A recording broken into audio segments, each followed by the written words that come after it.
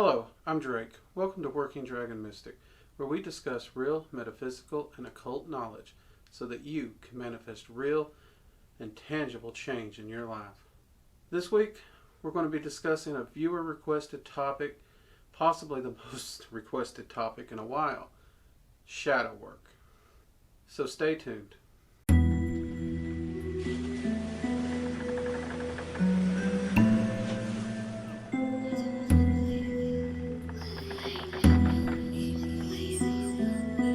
Okay, so with Beltane on the way, and that being one of the times when the veil is considered to be at its thinnest, that's one of the 2 times in the year when I love to do shadow work and really dive in and work on myself.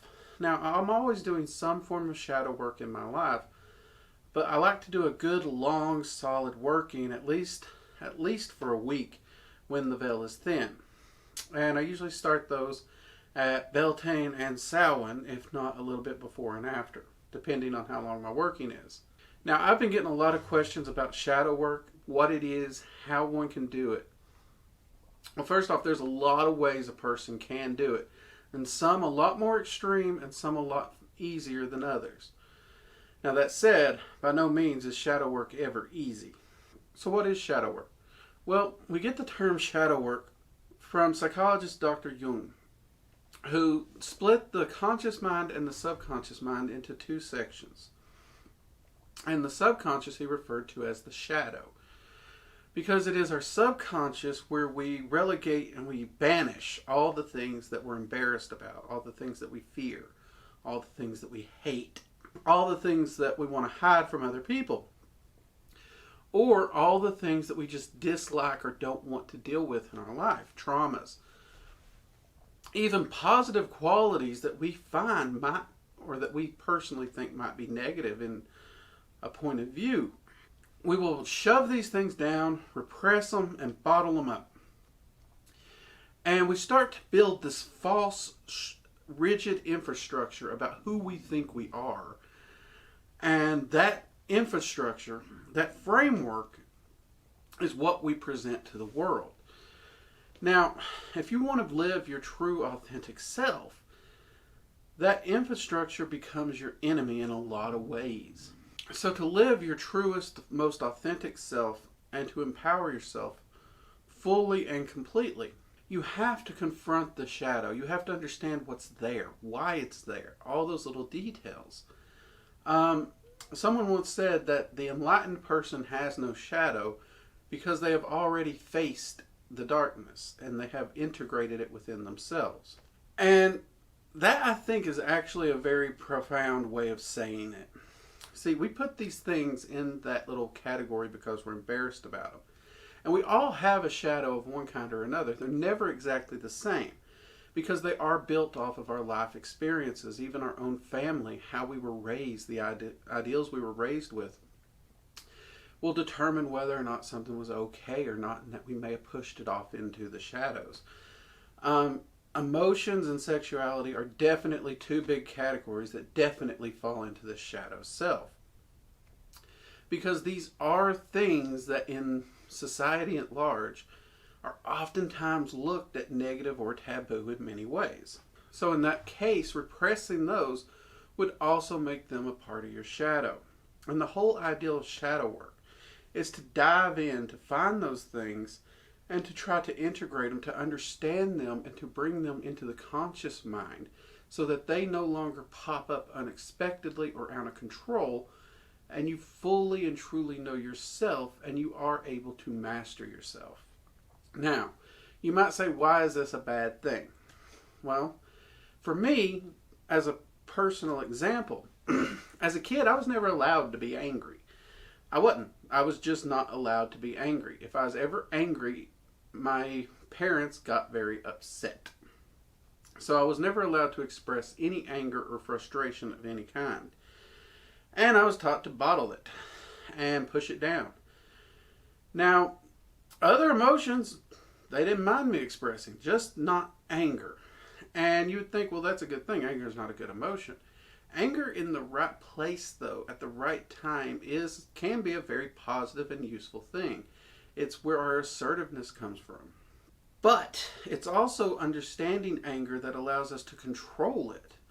So I grew up without any true understanding of anger, and it was all bottled up and building, and it would just burst out. I didn't really have control on it. And it did give me anger issues through much of my life. And though most people who know me today wouldn't believe it, I was really a pushover when I was younger because I didn't have any assertiveness. That whole anger, that whole, that ability to stand up for myself, it wasn't there. It came from, that assertiveness would actually come from the same emotions that brought about anger.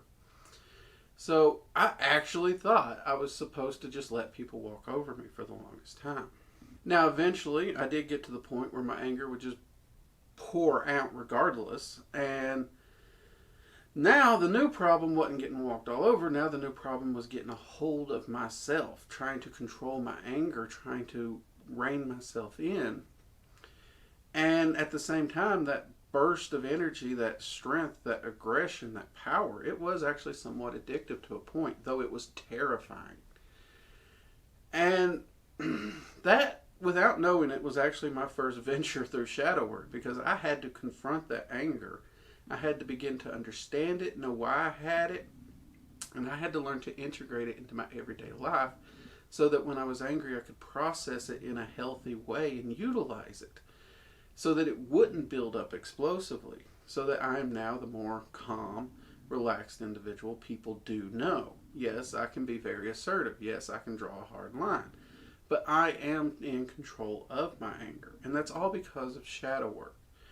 The same thing goes with overly emotional people who they don't learn to control their emotions for whatever reason.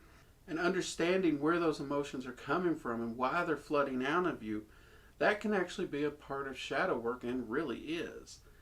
And in a lot of ways, shadow work is a reflection of ourselves upon the world. And I know this is going to be a really hard topic to understand. I'm going to do my best. So, like I said, if you have any questions, drop them in the comments below. I'll do my best to answer them. Also, if I have to, I will do a second video on this topic.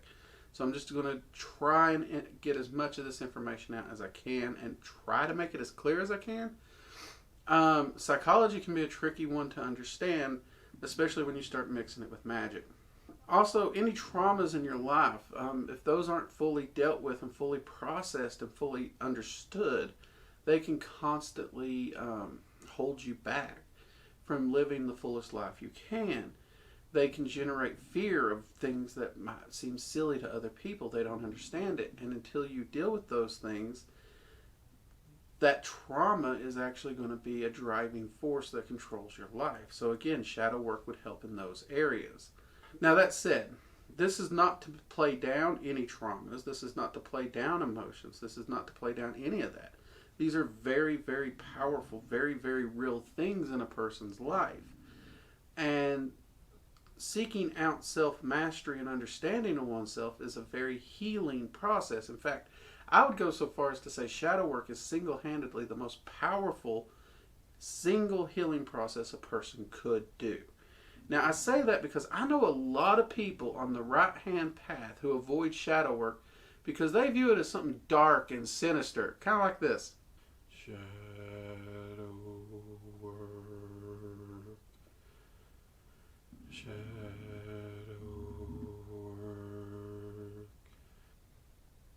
Okay, see, it's not that. Okay, it's not. It's actually a very healing process. And it's possibly the most enlightening and empowering work. And because of that, everyone in my mind should do shadow work. So, with that said, how would we do shadow work? Well, there are massive guided meditations and week-long rituals that a person can do where they descend into the underworld or descend into the depths of the world tree to confront those negative, shadowy emotions, or even evocation rituals where they can conjure up their shadow and confront it. Those are very intense rituals where you're facing the entirety of the shadow head on, and for the beginner, that's not recommended. I mean, if you're already trying to process these different emotions or traumas or whatnot, literally diving into an ocean of them is not a good idea, and that's not where I recommend to start. Where I do recommend to start, though, and that's what we're going to be talking about today, is a shadow work journal. This is actually mine. A friend made me this cover. This on the inside is actually just your standard. See if I can get this off. Nope. It's a standard composition book for like $1 at Walmart. Okay. I have a lot of these around, and since I always use these for my shadow work, I actually got a journal cover made. Now, what do I do with this journal? Okay, there's 2 ways to go about this. First off, if this is your first time doing shadow work, I would plan for a long-term working where you're doing some portion of it at least 3 times a week, if not daily, okay? So what I would do is go through your day. When you get home, get your journal out. And you want to start writing all the things that bothered you that day. What made you angry? What did you shy away from? When did you feel inadequate? All these little things that flared up. Did you feel jealousy? Any of these emotions that flare up and you're trying to suppress down, or you're not wanting to talk about, or you're not wanting to express in some way, or perhaps you overly expressed it. Perhaps you blew your lid for no reason. Any of those things that happen throughout your day, you're going to write down in your journal. And you're going to write down the events. And you want to write down how you felt at the time. And you want to pour it out in there. Okay? Now, there's 2 routes to go about this when you're writing it. One is you just write it down, mind dump. Okay? Get the whole experience out. And you can do that, and that's fine. The other is you don't just want to write it and mind dump it, but you want to pull those emotions up and pour that into the page as you write it. So you're literally pouring that emotional experience into your journal, okay? This is where we're leaving psychology and getting more into magic directly. Because that energetic transfer is taking that emotion from you and pouring it into the book.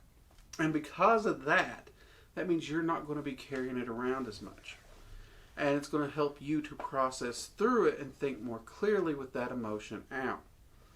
Now, the reason I say to do this daily is not only are you going to be going through and working through all the things that are happening daily, but I do also want you to look at things and root causes of why these are happening. Look at your past. Start meditating on them, examining them.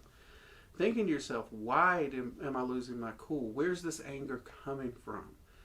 Why am I jealous? Where's this jealousy coming from? Do I feel inadequate? You really want to dive in and get really self-critical on these, but you want to do so as a loving parent kind of perspective, almost stepping outside of yourself. And you want to be critical about yourself for improvement reasons, not to be putting yourself down. That's important. It's very easy for a lot of people to just start self-bashing themselves while doing shadow work. That's not what we're doing here. We are being self-critical for the point of improvement and striving to improve ourselves. And the deeper you go to, and the closer you get to the root of that behavior, the easier it becomes to understand it and start to make the changes to reintegrate that part of you, to heal that, and to get control over it. Once I, for example, understood that anger wasn't a negative thing, it was not a bad thing, it wasn't evil, it wasn't all these things that I thought it wasn't something to be ashamed of, and I realized it did have positive points, I was able to pull that emotion and start integrating it into my daily life. I was able to be more assertive in my day-to-day life. I was able to stand up for myself. I was able to walk in my personal truth, and I was also able to respect another person who did the same thing.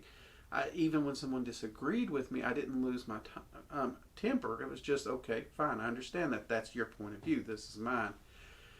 And it took time, but over time, it got to the point where no one would ever think I ever had an anger issue. And these days, when I do get frustrated to the point where I guess it's about the closest to a temper tantrum I get, it's like 2 seconds of frustration where I vent and I'm cool. That's it. I'm done. And that's what this healing process is. It's about you understanding that and working on a way to get it out, to analyze it, to examine it, to truly understand it as a part of you so that you can reintegrate it into you and become a more complete and full person. Because if you pull it from the subconscious to the conscious mind, it's no longer hidden. It has been brought from the shadow up into the light. It's exposed to you. You know it's there, and now you can do something. Now it's there. Now you have the ability to control it, to utilize it as you see fit, not it controlling you from the shadows. Now, as you're doing this, inevitably, especially those of you who are sensitive, you're going to notice this book will start feeling emotionally icky. And if you're pouring that energy into it. And it's true that some energy, even if you're not pouring emotions into it, will transfer.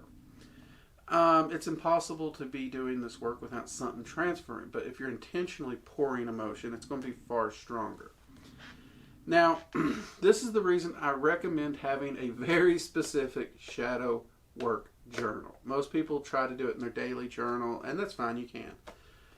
But I find that because that energy is getting poured into it, once this book is filled, or once I'm done with the working, whichever comes first, usually, I'll be honest, for your first working, this book will get filled. Seriously. I don't know anyone who, by the age 20, cannot fill this book and probably two more with the crap they got to process. That's just called being human, people. But you're going to want to dispose of this in some way. Now, you can just toss it in the trash, send it to the dump. These are all paper biodegradable notebooks. But if you want to, you can also make a ritual of disposing of it. My personal favorite is a ritual where you actually burn it. Say in a bonfire or something, where you can actually burn this and transform it. So the fire is taking that energy, it's purifying it, it's cleansing it. And that purification and that cleansing process actually not only cleanses the book, but helps to cleanse and heal you as well. So that's one of my favorite ways to dispose of it when I'm done with it. And like I said, I always keep one of these going because I always want to try and process what's going on in my daily life. Now, I know this sounds a little easy, but it's not. It really is not.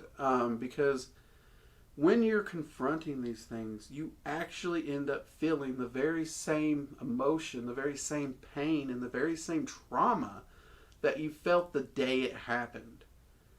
The very same pain and trauma or emotion that you felt that caused you to shove that down into the shadow, you're going to be feeling it again and experiencing it just like it's brand new as you do this. But now you're going to be in control of the situation, so you're going to be able to process it. You're going to be able to examine it better. And that's really the key, because if we can process it, if we can examine it, if we can understand it, then we can gain control over that emotion and that situation. And let's be honest, okay, this is not an easy process because of that.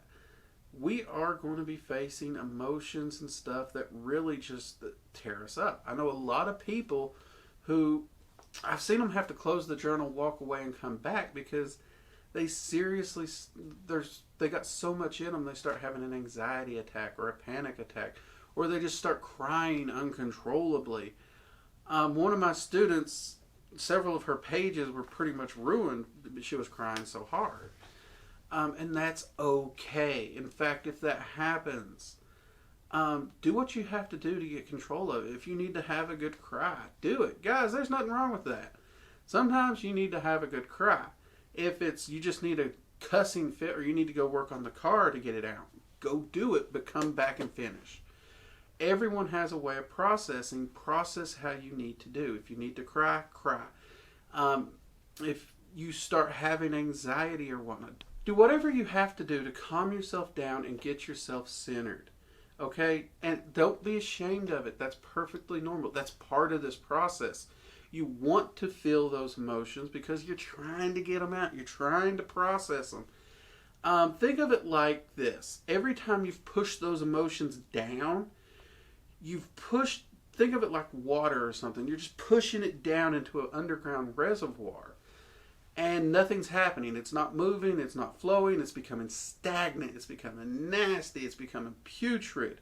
And occasionally, something does something to pull up a bit of that water, and it just spurts out from the pressure. And that's when the emotions, you lose control and they pop out and surprise you. So naturally, in order to empty the reservoir, you're going to have to dig up those emotions. You're going to have to pull the lid off, and that's all got to come up and out, okay? And that's exactly what we're doing through this process. Now, the journaling gives you a controlled method of pumping all that cesspooly water and emotion out of you.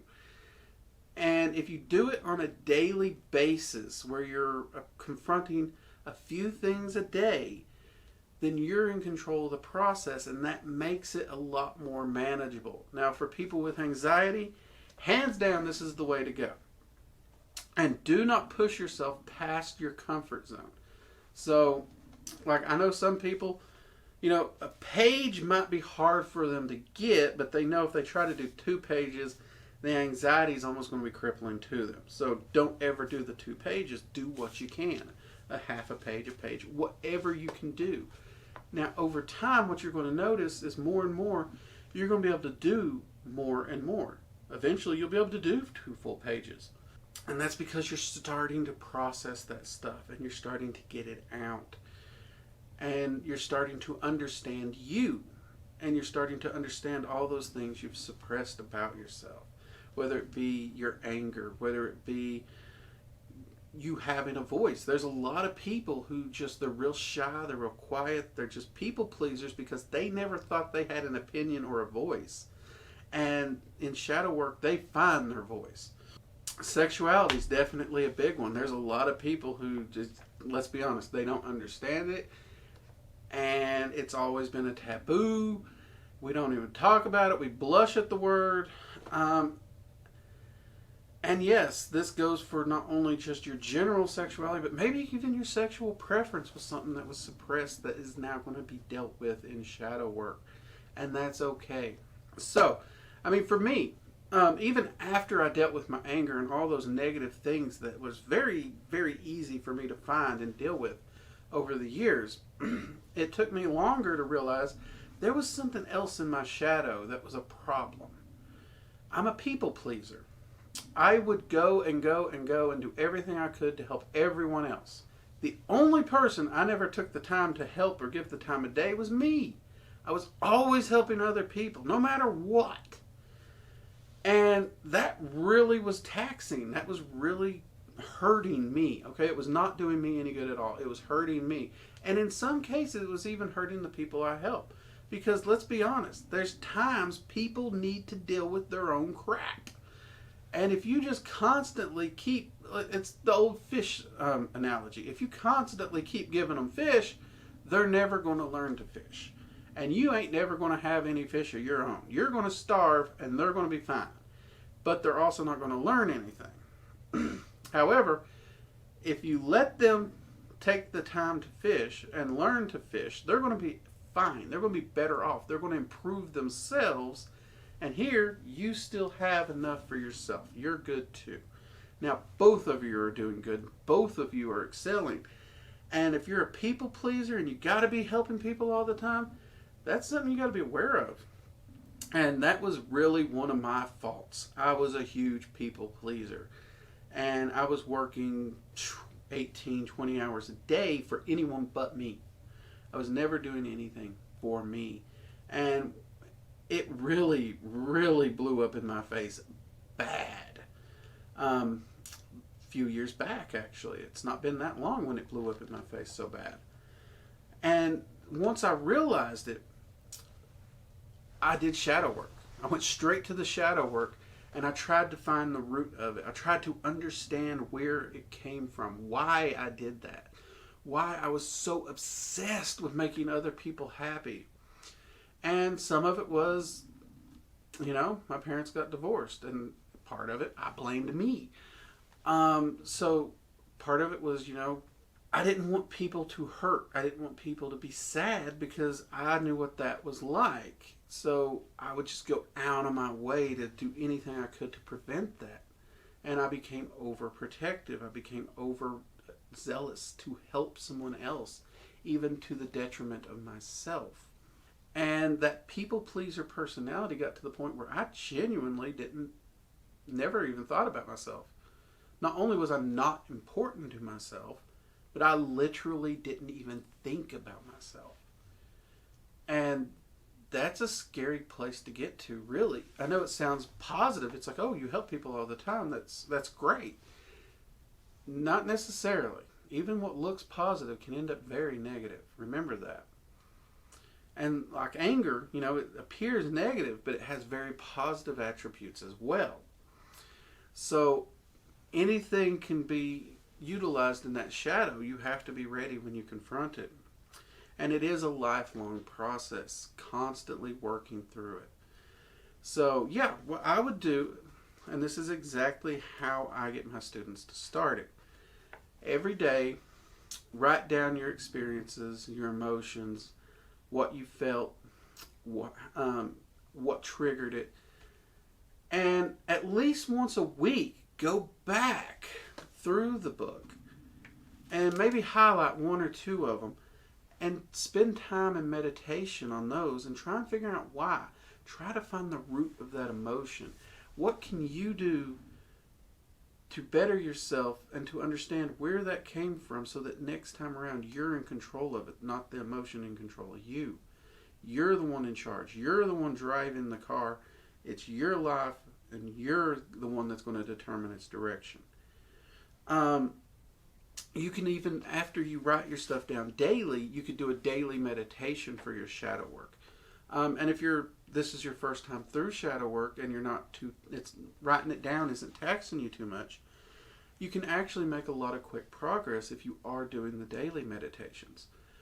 But do at least once a week, if not twice a week, set aside time to go in and do a ritual meditation where you go in and you really dive deep into that one thing and you focus on it and you seek out that root.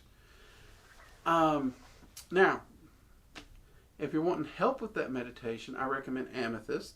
Amethyst is great when it comes with psychic abilities and dealing with emotions. I would also pick up a black stone like obsidian or onyx because they have a natural protective energy about them. But one stone that I absolutely adore for shadow work is hematite. It has a natural grounding and cleansing property about it. If you wear hematite, it actually tends to cleanse the energetic aura naturally. So during these shadow workings and those shadow meditations, this is really going to help you keep a control on yourself. So hematite is a wonderful stone for this.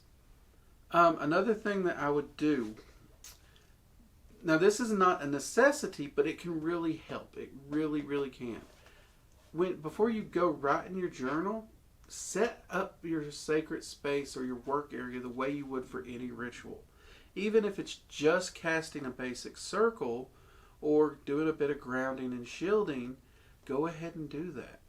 For those of you who practice dragon magic, the basic ritual of the flames is perfect. It sets the area up, it brings in all those energies, it does that cleansing, the protection. It's a perfect ritual. And then you can sit down and start doing your shadow work. And the energy of the dragons is going to help guide you as well. Also, your guardian dragon and your co-magician, if you've already met them, they can help you as well. Talk to them. Talk to them about what you write in here. They can help you and guide you. And for those of you in other practices, your deities, your guides, talk to them. They can help you. And if you're in ceremonial magic, or if you just happen to know it, the lesser banishing ritual of the pentagram is also a great way to set your space. But like I said, you can just do a basic circle casting, like in my basic circle casting video.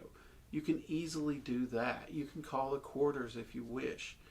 However you set up your normal working space, you can utilize that to make it a more ritualistic experience. And since that ritual space helps balance out the energy, helps control the energy, and in many cases sets up a form of cleansing and protection, it will make this a lot easier, okay? So if you do, for example, have anxiety and you're finding it difficult to do this, I would definitely start using the ritual circle and turning it into a ritual process. And if you don't have a practice you're already using, go check out my circle casting video and go check out the Dragon's Flame ritual video. You don't have to practice dragon magic to use the Dragon's Flame ritual. And it will help you with this, or get you started at the very least, until you find your own path and practice. Now, once you've done this, once you've got all that stuff poured out, every time you figure it out, cross it off.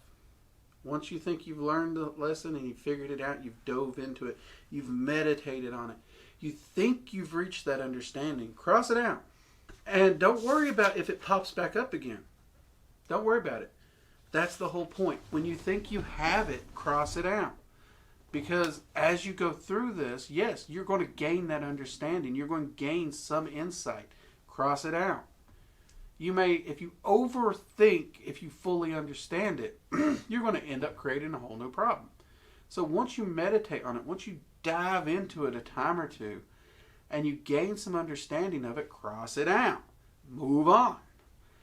And over time, this will get easier and easier and easier. And within a year, if you did this daily for a year, you're going to notice, hands down, an entire shift in the ability to control your emotions, how you're logically making your decisions. And you will feel like a much stronger person who's in charge of their life in just a year. But believe me, that first year is just the beginning. It only gets better from there. Once you do fill this book up, once it's full, if you're just starting out, get another one. In fact, always, in my personal practice, I always have one on hand, period, end of story. I always got one going. So get another one. Now, what you can do with it is up to you. You can, like I said, just toss it in the garbage and let it go to the dump. If you have a place where you can do a bonfire, take it out there. Do a ritual where you cast it into the fire to be purified and cleansed. And that transformation is also a part of you. You can also just, one creative thing I saw was someone actually dropped it in water to be cleansed. And because water destroys paper, the journal was destroyed via water. So that's an option as well. But get rid of it. This is one journal you're not going to want to keep because of the energy that's going to be in it. Like I said, even if you don't push the energy into it, there's going to be trace amounts of energy. Now, I've always referred to this particular practice as distilling the shadow, because it's not as invasive as many of the shadow workings that I've seen done, some of which I might even view as considerably dangerous, and I would never recommend to a beginner. But this is one where you're in total control of the situation, and you can throttle it up and down as you see fit. This one is a good one for beginners. So if you've ever been interested in shadow work, or you feel shadow work may be of a benefit to you, give this a try. And by all means, if you have any questions, drop them below, or there's a link to the Discord, the Working Dragon Mystic Discord below in the description. Go ahead, jump in Discord. Send me a direct message or tag me in a message in Discord, and I will do what I can to help you with the practice and answer any questions. I hope I covered this well. Like I said, if you have any questions, do let me know. Also, we do a live stream every Friday, 7 p.m. Eastern Standard Time. Research and Ramblings of a Mage. I'll probably be talking about some of my shadow work on there coming up, because we do have Beltane coming up. You can also catch the Magical Coffee Hour on Sundays, 8 p.m. Eastern Standard Time. With me and the Linda from Caffeine and Chaos. She comes in, she asks me questions. Pop culture, magic, craziness. It's wild. But it's a fun time. Both of those live streams every week. Come join us, hang out, have a cup of coffee with us, or whatever beverage you choose to be drinking. Also, remember, if you haven't already, hit subscribe and make sure you click the bell icon so you receive any notifications anytime we go live or upload a new video. We upload videos all the time. Anyways, I hope you find this information helpful, and I hope you use it to be the best you that you can be, okay? Your path is your path. Walk it proudly, walk it tall. As long as you're not hurting someone else, go out there, be the best you can be, and that is one of the best things we can do to help the world, period. Because every person that's being the best them they can be, that's just going to spill out and help everyone else as well. So, I'm Drake, and this has been Working Dragon Mystic. I'll see you next time. Bye-bye.